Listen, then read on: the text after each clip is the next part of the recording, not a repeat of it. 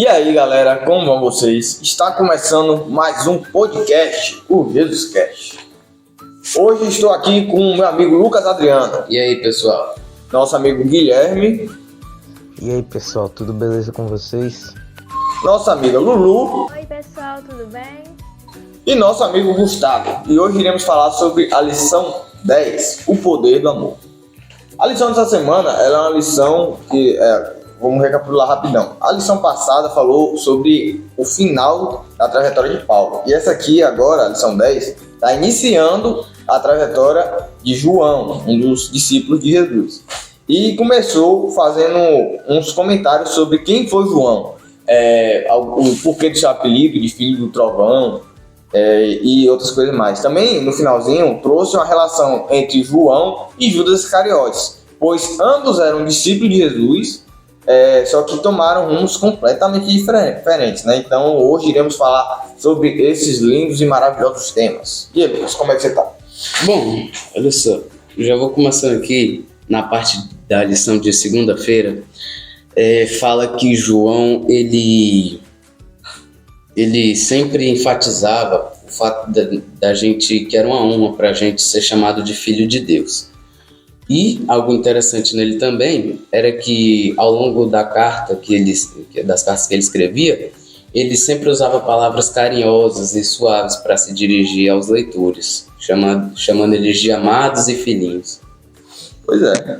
E interessante que João, ele era uma pessoa extremamente, né, antes de conhecer a Cristo pessoalmente, ele era extremamente arrogante, né? Então ele chegar assim, trocando a ideia mesmo, conversando por cartas, né? Vamos comentar como se fosse mensagens assim, mandando mensagem assim para os seus amigos, seria tipo uma pessoa totalmente arrogante antes, só que agora ela estaria conversando de uma maneira bem mais sutil, de uma maneira bem mais suave, né? Falando, filhinho meu amorzinho, meu coração, aí explicando as mensagens. E vocês sabem por que João falava desse jeito com as pessoas? Na carta de João, ele usava palavras carinhosas para se dirigir a quem estava lendo as cartas dele, como vocês falaram aí, amados, filhinhos, são exemplo disso. Isso era para demonstrar carinho e preocupação, principalmente porque o assunto que ele precisava tratar era delicado. Aí eu queria fazer uma primeira pergunta aqui a vocês. Alguém já chamou a atenção de vocês por algo errado que vocês fizeram, usando palavras calmas e suaves? E qual foi a sua atitude em relação a essa pessoa? Deixa eu ver. Meu pai. Uma vez eu desobedeci ele sem querer, eu cheguei tarde e tal. Aí ele agiu comigo como se... Ele não estava bravo, não, quer dizer, ele não... Tava tão bravo assim, não tava gritando, nem falando nada comigo. Ele me repreendeu. Desculpa até interromper, ele tava como se fosse bravo, mas não alterado, né? Ele me repreendeu e tal, mas falou. Exatamente. E você, Ivan? Como é que foi? Vou contar uma experiência minha. Bem semelhante à de Lucas, né? Só que foi com minha mãe, a personagem principal dessa história aí. Cheguei em casa, não me lembro o que eu fiz não, velho. Só sei que eu tinha apontado alguma coisa, sei lá, derrubado um copo, qualquer uma coisa assim. Aí a mãe chegou falando, Ivan, é o seguinte, você sabe o que você fez? Aí eu falei, né, o que eu fiz, né? Só que o que acontece é que eu tava mais alterado que ela, no caso, né, velho?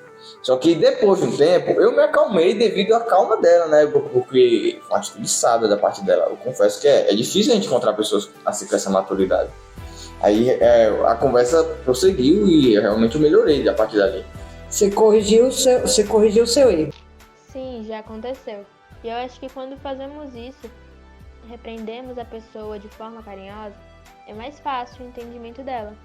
Talvez João ele já sabia disso, e usando palavras carinhosas, faziam com que as pessoas entendessem o que elas estavam fazendo de errado, se arrependessem e assim se aproximassem de Jesus. Bom, sim, já teve pessoas que usaram, tipo, minha mãe mesmo, é uma pessoa que é muito estressada, e aí, às vezes quando ela vai falar algum negócio que eu fiz de errado, às vezes falava, né, com aquele tom de estresse e tal, aí, só que de uns tempos pra cá isso tem mudado, sabe, e aí ela tem falado mais com aquele jeito mais calmo, mais tranquilo, e isso gera um conforto, sabe, em mim, isso me deixa mais tranquilo, mais de boa. Outra pergunta. E o contrário? Eu Alguém repreendi já- alguém? No caso, tipo, com amor? Não, você não. Uma pessoa te repreender, mas falando palavra dura com você, e gritando com você, seu pai, sua mãe, algum amigo. Você estava errado, mas a pessoa estava falando duramente com você. Qual foi a sua atitude? O que você achou daquela pessoa ou como você viu aquela pessoa? Bom, assim, o mesmo acontecimento com. O mesmo acontecimento não. Esse acontecimento agora, né? Só que com o mesmo personagem, né? Minha mãe, dessa vez aí, agora, no meio dos momentos, me corrigindo duramente aí com palavras de alto tom, né, velho? Realmente é preocupante, né? Eu ficava triste, velho. Ficava magoado, cabisbaixo, né? Mas enfim, eu assim, acabava melhorando por medo e não, tipo, por amor. Eu mudava minhas atitudes, mas por medo de aquilo voltar a acontecer, porque não gosto de ouvir gritos. Isso daí já aconteceu também. Só que, assim, pra mim, eu acho que funciona bem mais a pessoa agir com palavras carinhosas, assim, ao me repreender do que com gritos. Ah, e algo de interessante também, que a gente pode ver, é que Pedro, ou João, que tinha a fama de ser raivoso, orgulhoso, arrogante, ele, depois que conheceu Jesus, passou a usar essas palavras tão carinhosas com as pessoas, o que mostra o que acontece quando uma pessoa verdadeiramente se entrega a Jesus, que ela se transforma. Verdade, né? Eu acho que quando alguém faz isso com o outro é ruim, porque a pessoa ela pode não entender a repreensão e ficar ainda chateada com quem a repreendeu. Então acho que é por isso que João não fazia isso. Acho que ele usava as palavras carinhosas tanto para a pessoa entender e se aproximar mais de Jesus. Rapaz, se alguma pessoa ficasse, né, falasse pra mim sobre alguma coisa que eu fiz de errado, assim, na grosseria, eu não ia gostar não, né? Mas ia tentar responder numa boa, né, pra fazer o mesmo que ela. Eu gostaria agora de falar um pouquinho sobre isso com minha pessoa, velho. Na pandemia, velho, eu tive umas más experiências, né, de mudança de comportamento. Assim, no começo da pandemia eu tinha me afastado um pouquinho dos pés de Cristo, só que depois da pandemia eu voltei com mais força. Agora eu estou estudando mais, estou me dedicando mais. E é nítido, se você pegar para conversar comigo antes da pandemia e conversar comigo agora, é outro vocabulário, é outras palavras, é outras atitudes, né? Eu realmente considero que eu fiquei uma pessoa. Assim, eu tenho que me imergir mais, sabe? Eu acho que ainda dá para me aprofundar um pouquinho mais, dar um pouco mais de mim. Só que é nítido que mesmo a gente passando ali por cima, assim, do conhecimento de Cristo, a gente já melhora, né? Isso aí é um exemplo que eu vejo e sinto em mim mesmo.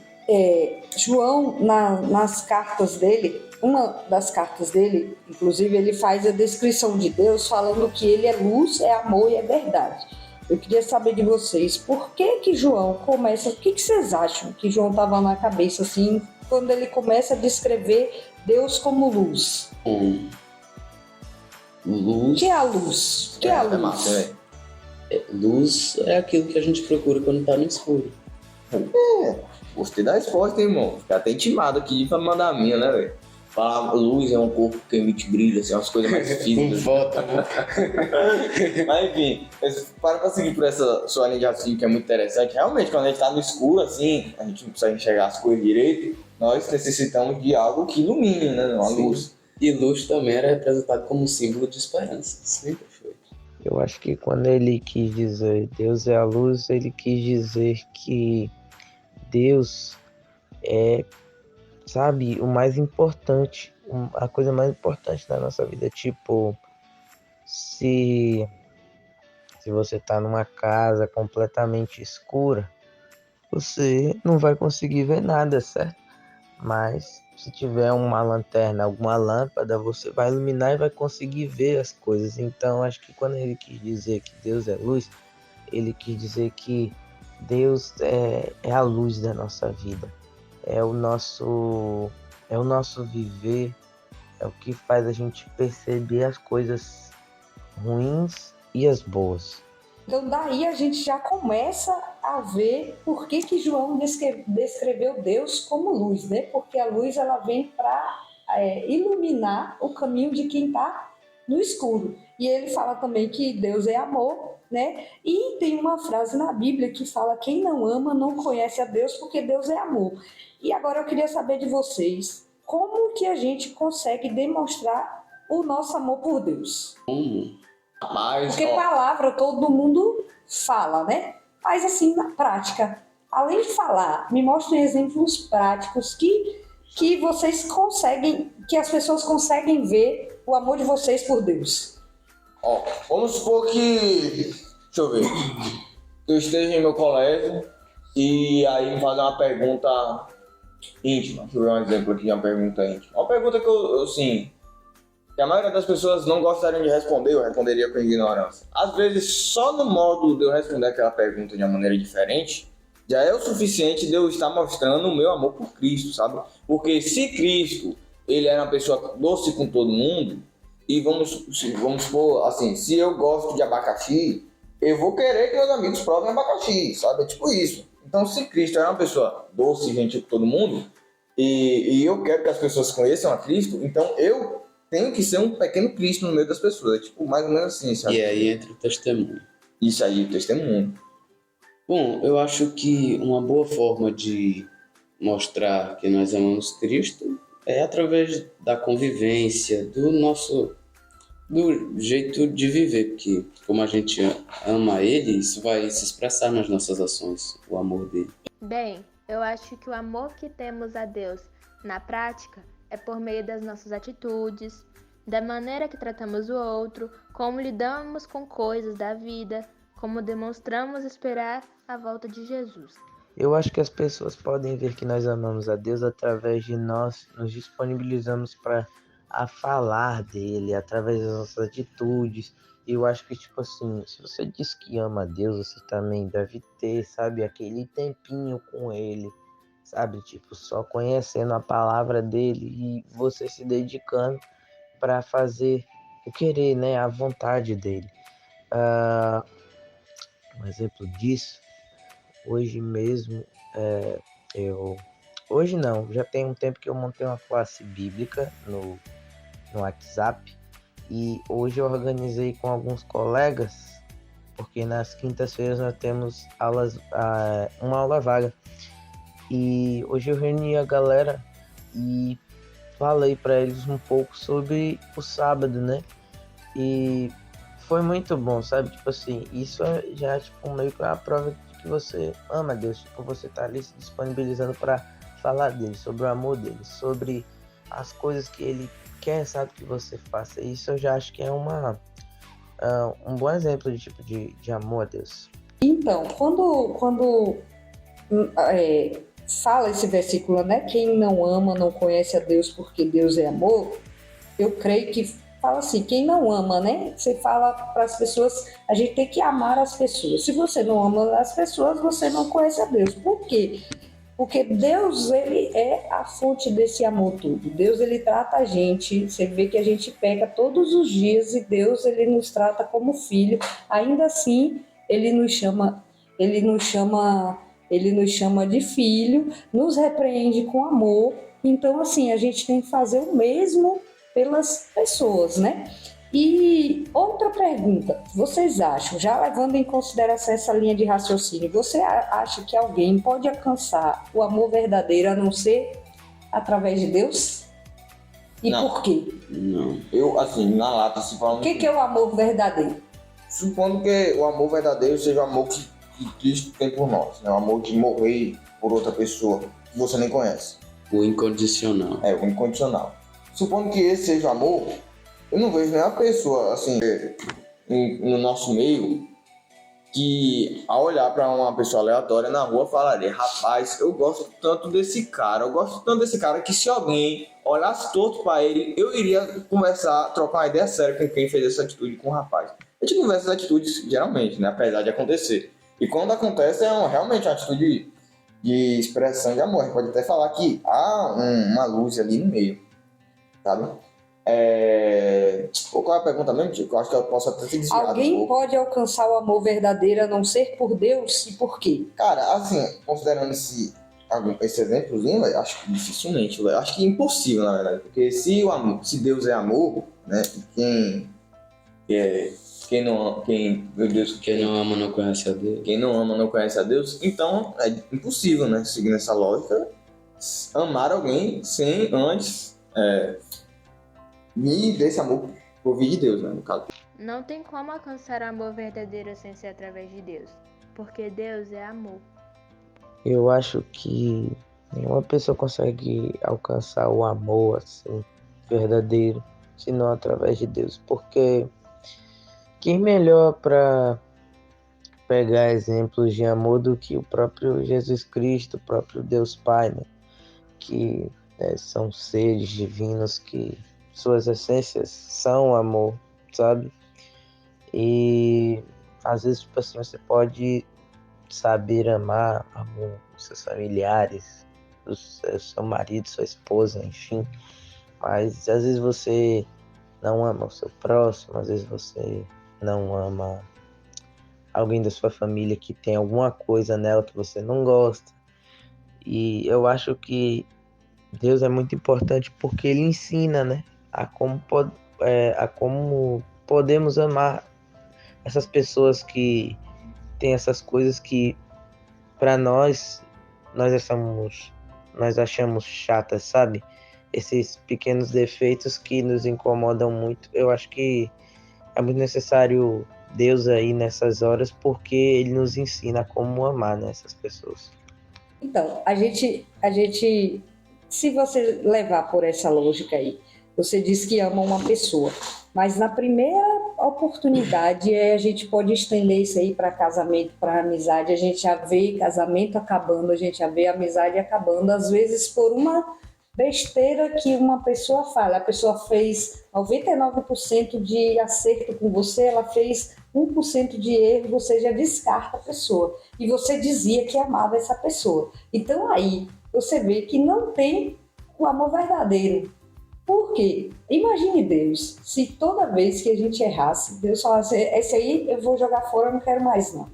Como a gente faz com as pessoas, né? Por isso que a gente fala que só pode encontrar o amor verdadeiro através de Deus. Por quê? Deus vai nos ensinar paciência, Deus vai nos ensinar abnegação. Então, quando você ama a Deus, você, consequentemente, você vai amar outras pessoas, porque Deus já fez isso por você sem você merecer. Então você tem que fazer também pelas outras pessoas, mesmo elas não merecendo, que alguém lá atrás já fez por você. Imagine aí você dar seu filho sem pestanejar para ser morto por, às vezes, se a gente botar na lógica humana, para ser morto por pessoas que você nem conhece. Falar, não vou ali dar meu filho por aquela pessoa que ela está precisando, mas eu nem conheço a pessoa. Isso aí é abnegação. Isso aí você só consegue vindo de Deus. Brincadeira, gente. É só uma caneta que caiu. Fica tranquilo. Enfim, realmente esse amor é muito é impossível de ser conseguido, se não por Cristo, né? Tem alguma coisa pra falar, Lucas, de alma sobre isso? Não, eu concordo com tudo isso aí que vocês falaram. Interessante. Então vamos avançar um pouquinho falando do segredo de ser transformado por Jesus, né? A gente viu que João e Judas, a lição vem trazendo a comparação entre João e Judas. Os dois tinham defeitos de caráter, os dois tinham imperfeições, só que tem uma grande diferença entre João e Judas. E eu quero que cada um de vocês fale alguma coisa que era diferente entre os dois. O que vocês viram de diferente? Das atitudes. Por que um foi transformado e o outro não conseguiu ser transformado? Os dois ouviam as palavras de Jesus, estavam sempre ali acompanhando ele, só que havia uma diferença. Judas, ele escutava, só que não fazia, não praticava. João, sim. Exatamente, eu acredito esse ser o principal motivo, né? Levando para outros lados, até mesmo na escola, né? Se a gente aprende alguma coisa nova, a gente aprende a calcular um triângulo, né? Um triângulo retângulo. Se a gente só ouvir aquilo, né, e não pôr em prática, não entender para que aquilo serve, ou como que aquilo é aplicado no nosso cotidiano, não adianta de nada, né? Mesma coisa. Não é um aprendizado, né? Não é uma coisa que você aplica. Mesma coisa com o Judas e com o João, né? João, ele ouvia aquilo de Deus, andava com Deus, era amigo de Deus e aplicava os conhecimentos que provêm do próprio Jesus, no caso. E já Judas não, Judas ele andava com Deus e apenas isso aí, só apenas andava com Deus. A intimidade com Jesus, o envolvimento com ele. Um quis e o outro não. Um só ouvia e o outro praticava, o outro abria seu coração. Devemos ser iguais a João, abrir nosso coração e sermos íntimos de Deus.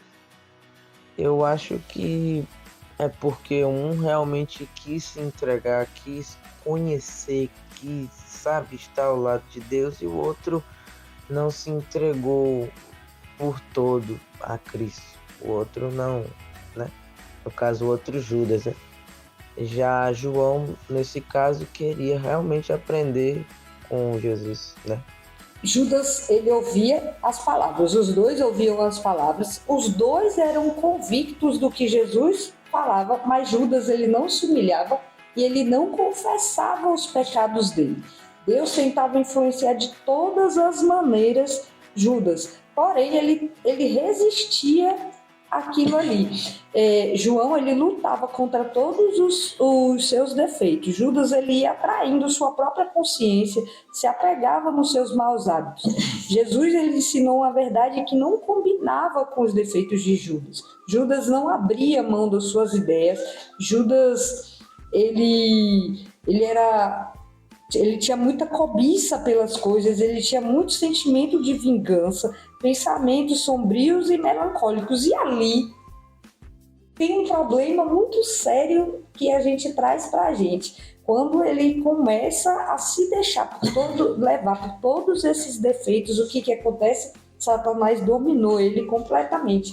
Tanto que no final da vida dele, ao invés dele se arrepender, ele teve o remorso e ele acabou se suicidando, né? E aí eu quero saber de vocês aqui, qual é o segredo para ser transformado por Jesus se as pessoas têm a mesma oportunidade? Por que umas conseguem ser transformadas e outras não? Começa aí. Antes de responder a incrível pergunta, eu gostaria de fazer um comentário, né, que vem à mente quando eu ouço falar sobre as histórias de Judas e João, né? Eu imagino Judas, cara, como uma pessoa assim, tipo, super dotada de muitas coisas, inteligência, beleza, capacidades, etc, etc. E João vai como o carinha arrogante, tá ligado? Chega aí, João, vamos fazer uma piadinha com aquele menino ali. Aí chega lá no João, manda piada, e ele, por defender, né, por medo, por receio, é duro com as pessoas. Tipo, dá pra imaginar, eu imagino mais ou menos dessa forma. Não sei se é, até porque eu não estava lá, e os livros da Bíblia também não dão a entender dessa forma. Mas enfim, trazendo isso para a pergunta, né? Já que os dois eram diferentes e andavam com a mesma pessoa, teoricamente, né, eles estavam sujeitos às mesmas oportunidades. Teoricamente não, praticamente, né? Na prática eles realmente estavam sujeitos à mesma oportunidade. Por que um mudou e o outro teve a brutal atitude de entregar Jesus, certo? Qual é esse segredo de ser transformado por Jesus? Cara, assim, no duro mesmo, sendo direto, eu acho que se entregar de verdade, sabe? Porque não basta apenas você andar assim, tipo um rolê de amigos, você andar com uma pessoa só porque ela é legal ou porque ela fala bem, sendo que você realmente não tem aquele afeto com aquela pessoa. Então, se entrega de verdade, sabe? Entra, se joga que dá pra...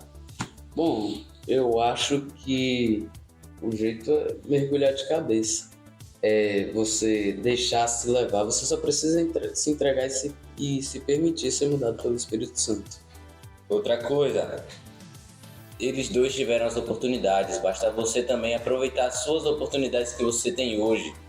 Como Judas não aproveitou as oportunidades dele, ele não foi transformado, mas como João aproveitou as suas oportunidades, ele teve esse encontro de verdade com Jesus. Porque algumas pessoas aproveitam a oportunidade de viver com Jesus e outras não. Depende da escolha de cada um, viver longe de Jesus ou perto dele. Eu diria que quando surgem essas oportunidades, algumas pessoas pelo menos abraçam, né, e tentam seguir, e outras se recusam, né? Outras realmente não querem, endurecem o coração e realmente rejeitam a oportunidade que Deus dá para elas. Ou também eu vejo um outro lado. eu também vejo que pode ser que possa ter acontecido coisas, né, na vida dessas pessoas que possa ter feito ela desacreditar sobre Deus. Também tem toda essa questão aí também. Na lição vem trazendo que a essência da mensagem a ser transmitida é passar tempo com Jesus, passar tempo na presença de Deus e levar em conta que isso não é perda de tempo. Por quê? O amor é o amor de Jesus que vai purificar o nosso caráter, remover os defeitos que a gente tem e nos capacitar para fazer esse trabalho.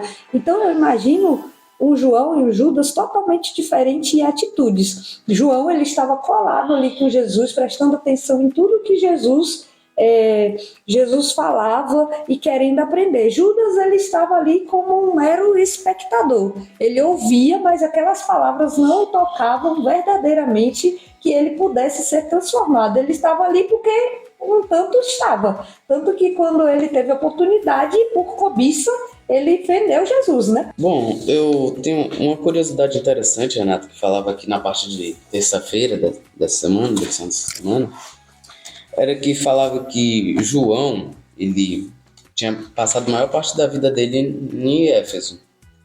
E as cartas dele, especialmente a primeira, foi para neutralizar a disseminação de falsos ensinos entre os crentes de Efésios. Uma desses falsos ensinamentos era que estavam dizendo que ensinavam que a alma de uma pessoa era santa e separada do corpo humano, que era mau. Ou seja, ela poderia ser feita qualquer coisa com o corpo dela, já que o espírito não seria afetado por isso. Esse ensinamento também dava às pessoas permissão para pecar. Exatamente. Então aí... Lembra Paulo um pouco, né? Paulo também ele tinha essas atitudes de... João e Paulo, eles enfrentaram esse problema dos falsos mestres. E também algo em comum entre eles dois é que eles são um bom exemplo da transformação que Jesus fez neles. Verdade. Porque eles eram, tipo... Um era perseguidor do cristão, velho. O outro era extremamente arrogante. Caramba, os dois virou duas pessoas incríveis, dois cristãos exemplares, maravilhosos. Sim. Vamos falar aqui nos versos de impacto de quarta-feira. Nós temos aí 2 conselhos e uma advertência. Segura a advertência aí.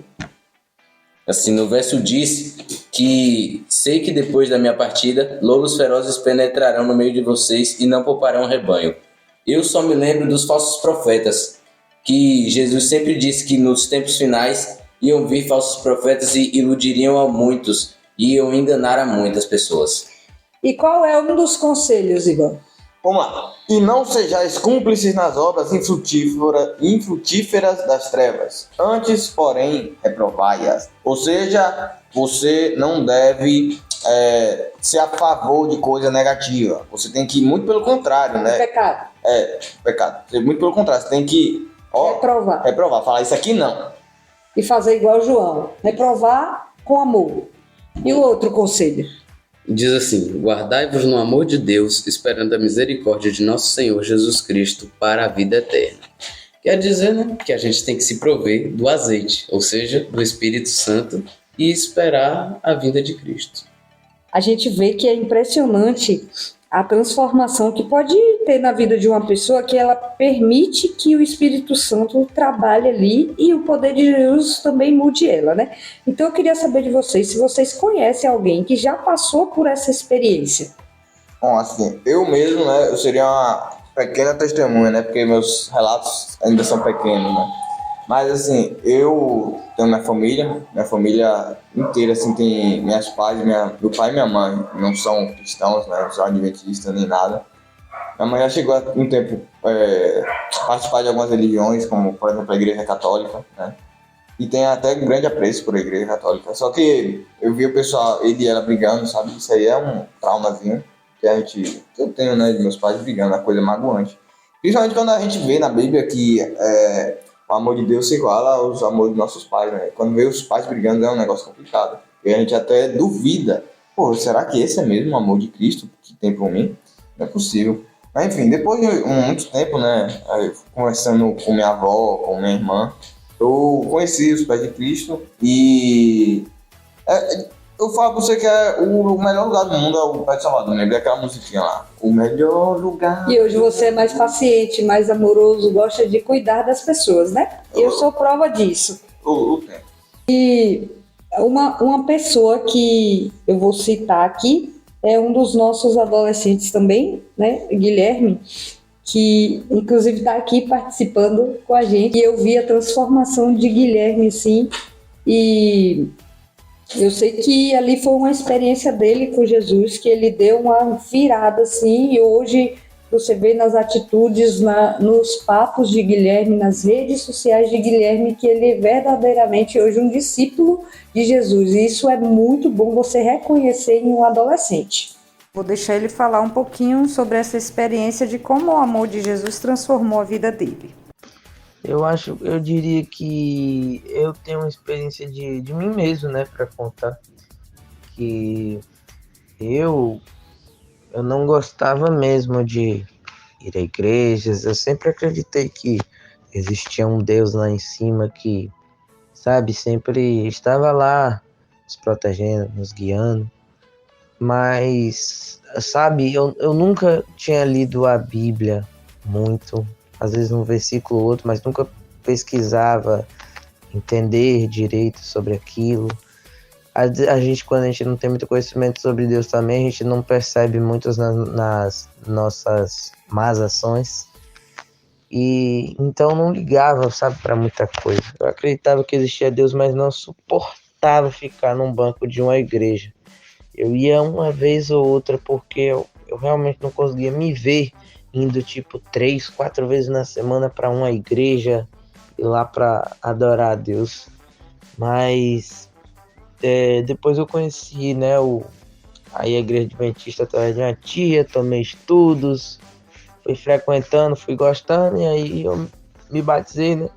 A partir daí eu comecei a mudar bem de pouco em pouco e hoje em dia eu tô mudando mais, estou focando mais e estou cada vez mais reconhecendo, né, o que Deus fez por mim e estou cada vez mais querendo mudar o meu caráter,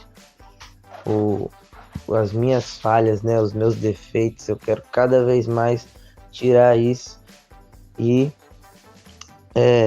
cada vez mais ficar parecido com o que Jesus fez.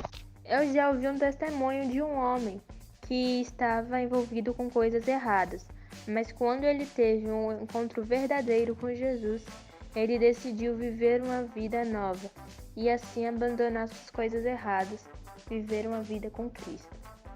Outra experiência que eu não sei se vocês lembram, numa certa vez, um dos nossos adolescentes contou aqui até no podcast que estava conversando com uma colega de sala, né, argumentando com ela sobre Deus, e ela falando que ela era ateia. E aí você vê como Jesus transforma as pessoas e como ele usa a gente que se deixa ser usado. Então, eu queria que Gustavo agora contasse essa experiência que ele teve.